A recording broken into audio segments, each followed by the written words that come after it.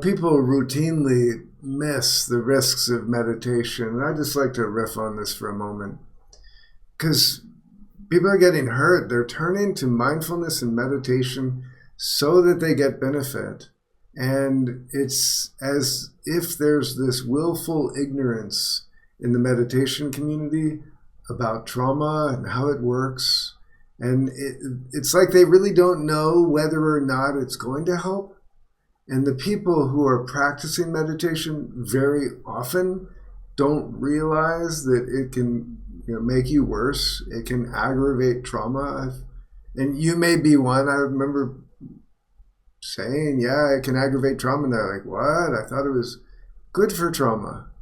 I thought mindfulness is helping. Shouldn't it allow us to breathe and relax? And it's got to be good for trauma, right? Don't we get to notice the triggers and detach from them? Isn't this the path that eliminates suffering? And it's much more interesting than that. And I think it's really important that people realize that it can be harmful, and especially if it is harmful, it's not your fault, and there's some things you can do about it.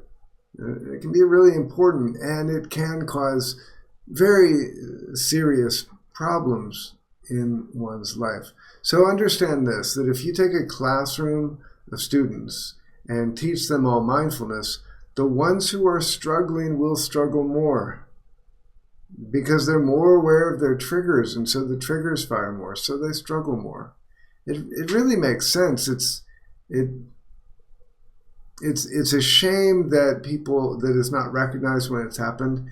And there's generally not understanding about what to do if it happens. Oftentimes, people will be told, meditate harder. And that's when it starts to get more dangerous. And it actually starts to become a spiritual gaslight and can cause people to really struggle, even for years or forever. It's mildly dangerous. And there are ways to meditate that won't aggravate, like a relaxation meditation, if done well. It's largely like, this is really useful. If you are someone who's meditating, great. Notice your intentions. Notice what you're wanting. Is it just because you love it and you find yourself opening up? Like, that feels good, go for it. Wonderful. If you're trying to fix something, if you're suffering and want the freedom from suffering, that doesn't feel right. And if you look at any standard meditation group, you'll find a very large percentage of people who are actually wishing their suffering would stop. And for that, it's like, why don't you maybe get at the trauma? Because becoming more mindful may aggravate the trauma. There, I find, is a great ignorance of how to recognize trauma and what to do about it. But oftentimes, self-help people think they got it all under control, and I'm afraid they don't. So notice your intentions, and if you're trying to fix yourself, go easy. Now, if something doesn't feel good, this is the short and simple. If it doesn't feel good, don't do it.